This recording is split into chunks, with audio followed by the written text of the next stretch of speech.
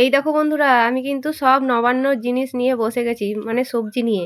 তো সেই সবজিগুলো এখন বানাতে শুরু করেছি। এই সব সবজিগুলো বানাবো, তারপরে কিন্তু রান্না হবে। দেখো, আজকে আমি কিন্তু নবান্ন সব কিছু আয়োজন হয়ে গেছে। এতক্ষণ কিন্তু তরকারি বানানো দেখা হয়েছিল, এবার কিন্তু আমি রান্না করে ফেলেছি, সেগুলো দেখে নাও। গরম গরম ভাত, এখানে রয়েছে শাক, শিম ভাজা, পেঁপে ভাজা, বড়া ভাজা, মূলো ভাজা, সারো ভাজা এবং মাটি আলু ভাজা।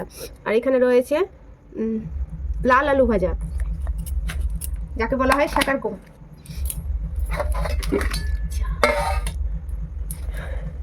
এটা হচ্ছে ডাল, বেগুন ভাজা, কাঁচা কলা ভাজা, আলু ভাজা, পটল ভাজা। সব কিছুই কিন্তু গোল গোলভাবে গোল গোল করে কিন্তু বানিয়েছি। আর সব থেকে স্পেশালিস্ট হচ্ছে এটা, কিন্তু পরে দেখাচ্ছি। এটা হচ্ছে চচ্চড়ি, দেখে নাও।